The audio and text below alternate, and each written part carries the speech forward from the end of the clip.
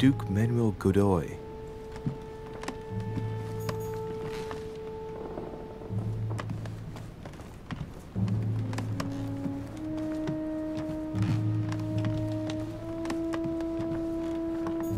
Huh, that's me.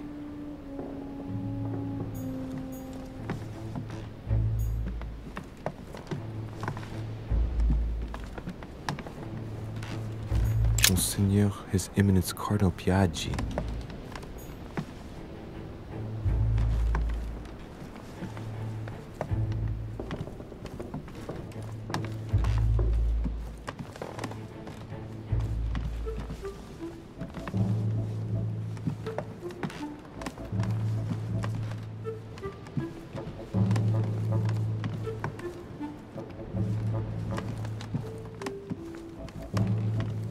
President George Washington.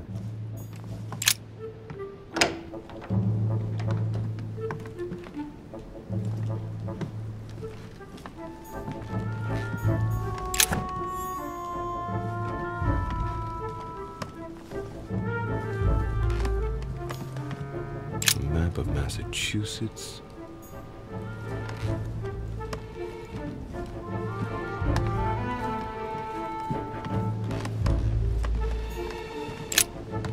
Greetings, Louis. Mr. President, you can guess why I'm here. Of course. Lord Mortimer has sent me to ask you a few questions about last night. It's... How am I going to tell Elizabeth's father that she's dead? I know, Mr. President. I shall endeavor to find out the truth about this tragedy.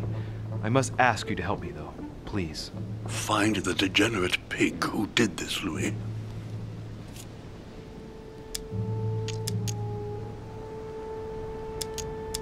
Tell me, Mr. President, had you spoken to Elizabeth since your arrival?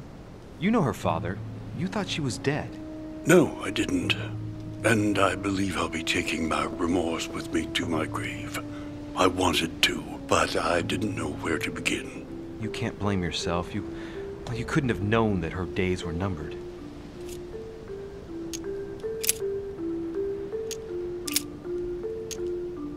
Do you know if she had any enemies, Mr. President? Not that I know of. I heard about her altercation with Mr. Perry, but that case was closed, if I'm not mistaken. But if in doubt, I wouldn't leave any door unopened, and I'd go and question your fellow countrymen. Don't worry, countryman or not, I'm not letting anybody slip through the cracks. Do you know why she came to the island? To get help, if I'm not mistaken. Isn't that right? Indeed. Sir Gregory suggested to her father that he introduce her to Lord Mortimer to see if he could help her.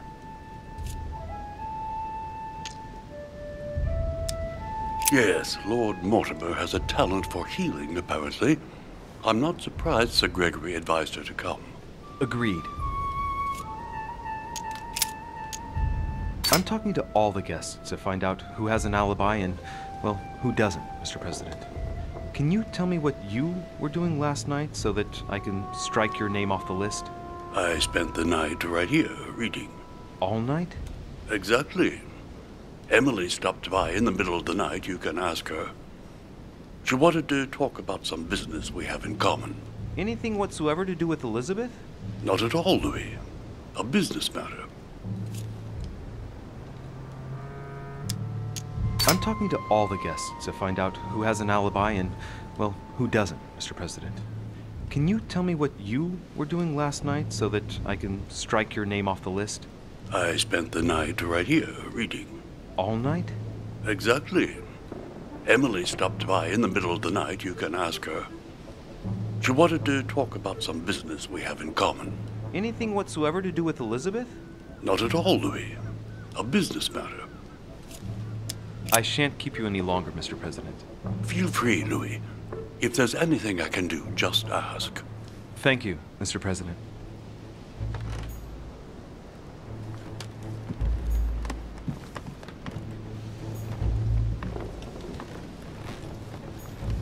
A map of Connecticut. It looks like a note between Emily and Washington about trade deals. The English and the Americans are preparing a peace treaty. It would appear that Emily is in secret discussion with Washington about reopening trade between the United States and England. If such an arrangement came into being, France would suffer dearly.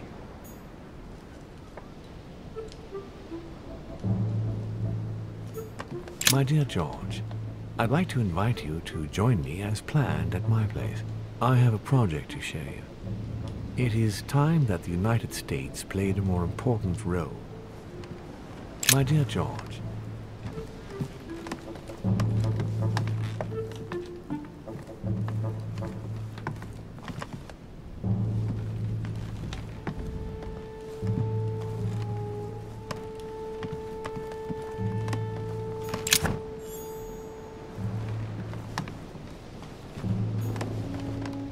Portrait of George Washington.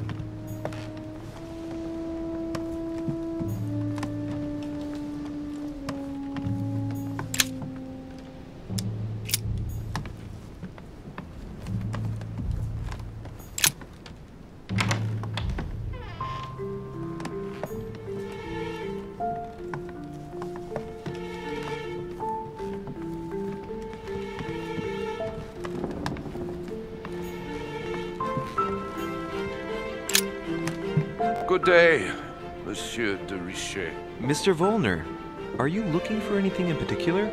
Next to Elizabeth's room? No, nothing special.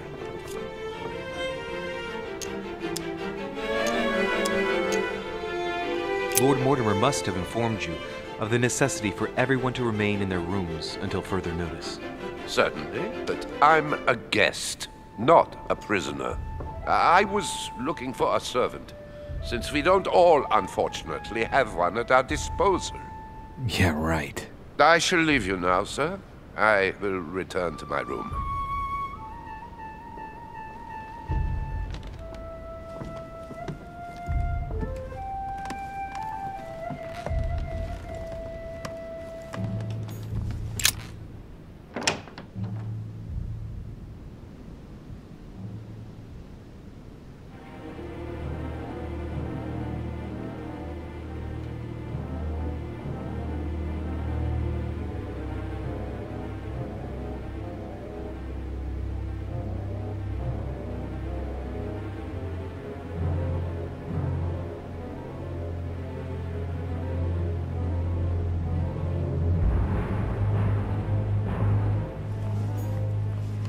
has Sir finished with this room? Do you know who could have made such a mess of this room? Miss Adams, sir. We were given orders to leave the room as it was, so as not to rush her. Did she have a fight with someone to get the room into this state? Not that I know of, sir. Miss Adams would sometimes throw a tantrum, during which she would destroy anything that came to hand. Lord Mortimer told us not to enter the room. Thanks for that information. You are welcome, sir. Has Sir finished with this room? No, I haven't gone over everything yet. Sir may take his time. When Sir would like to leave, Sir has only to tell me. My dear Elizabeth, I'm writing to inform you of some unfortunate news. We won't be able to meet as planned on the first Sunday of May.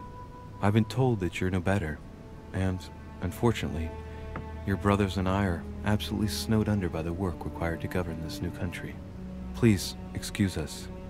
As soon as we can get free, even if it's just for a day, I promise we shall come and see you.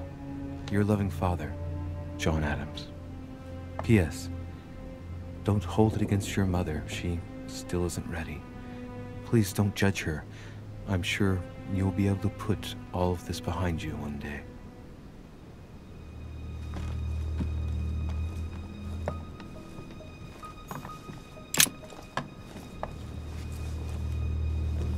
A chest with a half-circle pattern.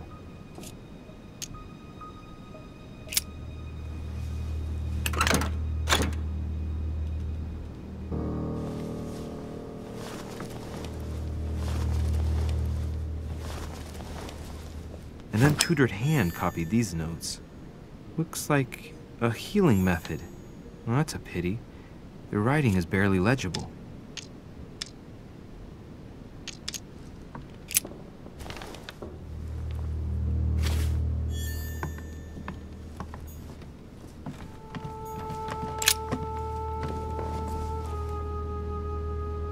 clock stopped at 3:54.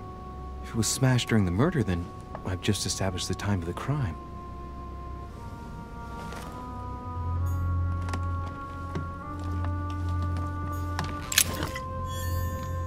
A Byzant from the Byzantine Empire, a coin often used during the St. Louis era. A notebook written in Elizabeth's handwriting. It is written in a mix of several languages, not too easy to work out. It looks like a mixture of medieval Latin and Anglo-Norman. It is difficult to make sense of this jerky writing.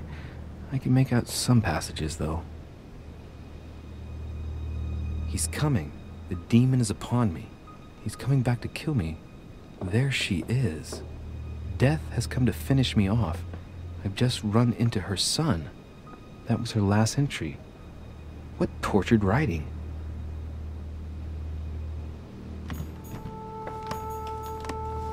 A novel of the initiation of a young woman into polite society.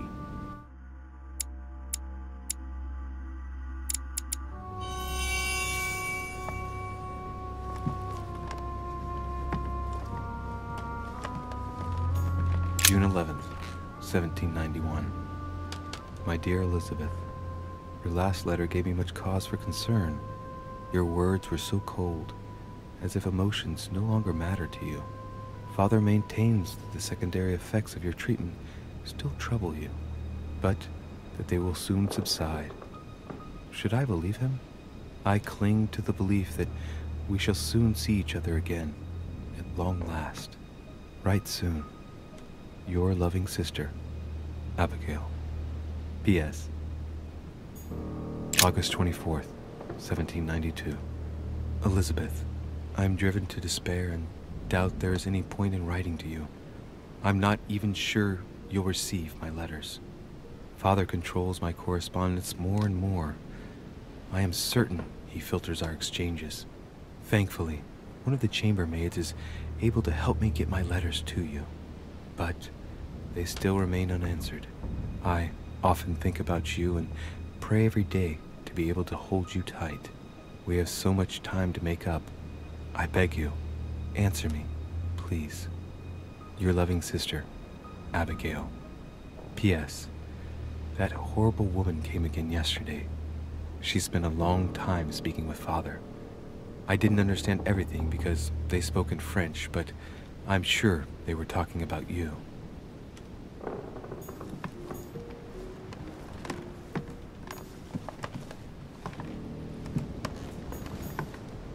Piece of fabric. High quality at that. I'd say it's silk. Going by the texture and the gray hue, it must come from a dress, that kind that women of quality wear. It's a travel dress. The silk has been lightly waxed to protect it from bad weather. And I know the very woman who came up with the idea, given all the traveling she does. My mother. God help us. Why did she come here in the first place? The material appears to have undergone abnormal wear and tear. She must have been scouring the countryside, and that doesn't look good.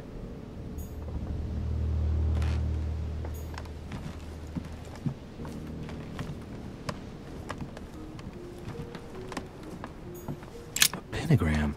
What the hell's been going on here? Many esoteric rituals are based on this shape. Could Elizabeth have been sacrificed during an occult ritual?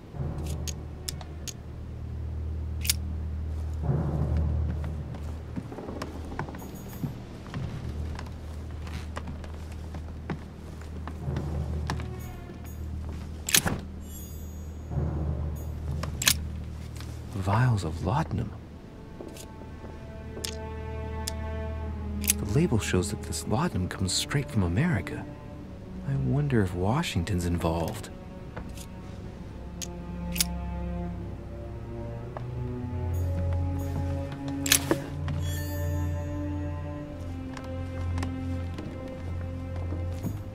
Blood spatter indicates that the murderer must have held Elizabeth upright during the attack.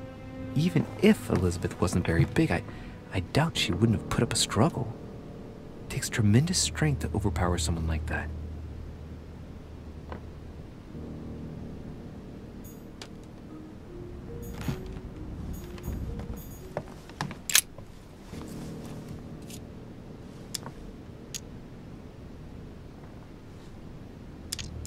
The lower part of the handle is unsullied by blood. The murderer gripped the weapon so tight that there's no blood where he held it. The handprint indicates a small and slender hand. The blade is short and thin, well sharpened, apparently. It's covered in blood, still fresh.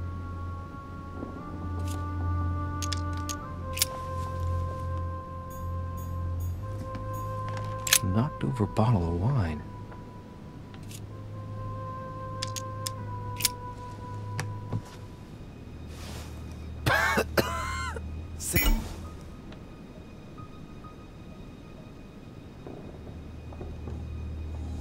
Thing Elizabeth served me last night.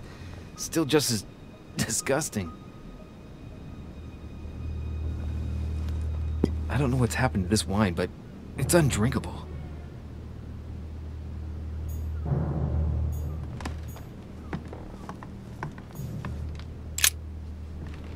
Poor girl bled to death.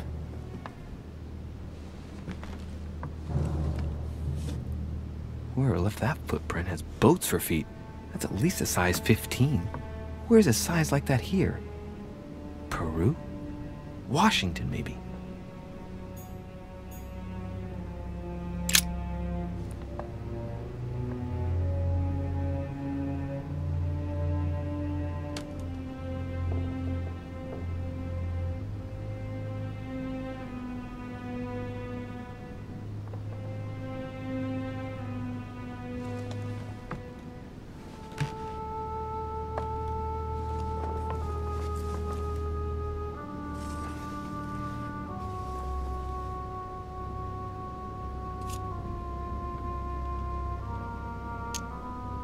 Blood, but no trace of blows on the legs.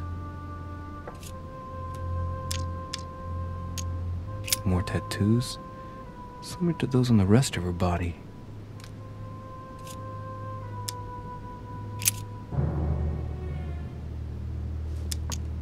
I count no fewer than 9 wounds on the thorax, with a lot of blood. On first sight, I'd say that's what caused her death. Some of these tattoos are veritable works of... What's that? The skin between her breasts is different. Bloody hell! This tattoo was drawn on a page of leather and stitched onto her skin. Probably during childhood. If the scars are anything to go by. It's the same kind of tattoo as on the rest of her body.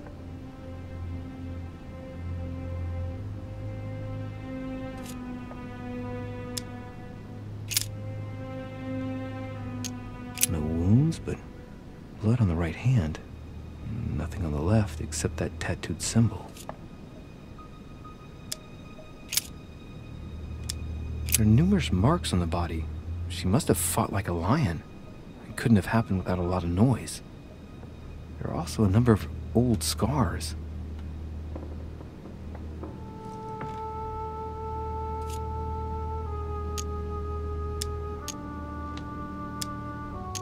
People who scar themselves in this way generally do so to relieve some kind of psychological suffering.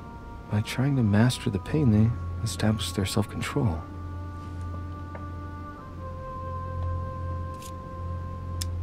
Scarring, ugh. Scarring isn't very regular, but they're mostly from old cuts.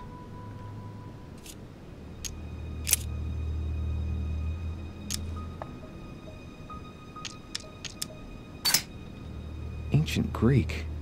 Let's see what it means. These are sacred chants intended to protect their bearer. But from whom? Or from what?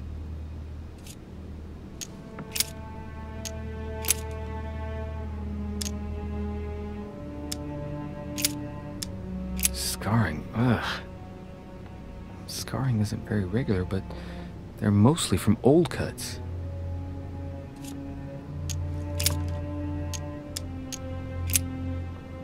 I see no sign of bruising on the skull. The only clue is a scar from a previous craniectomy. Poor Elizabeth, she must have been very young when she went through all that. That's torture. She also has old scars around the neck, maybe mutilations.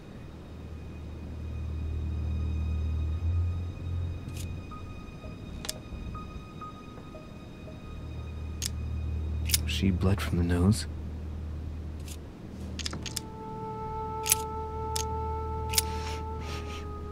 What a strange smell. Laudanum. Certain courtiers use it to get drunk. If taken in large quantities, it can provoke fits of madness.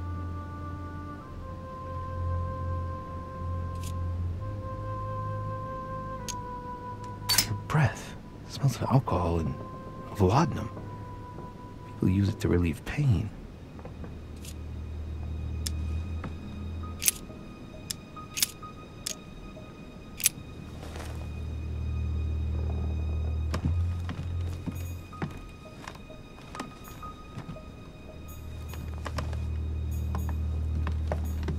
Has Sir finished with this room? I know enough now. Thank you. Very well, sir. Sir may return whenever need be. I shall guard the door.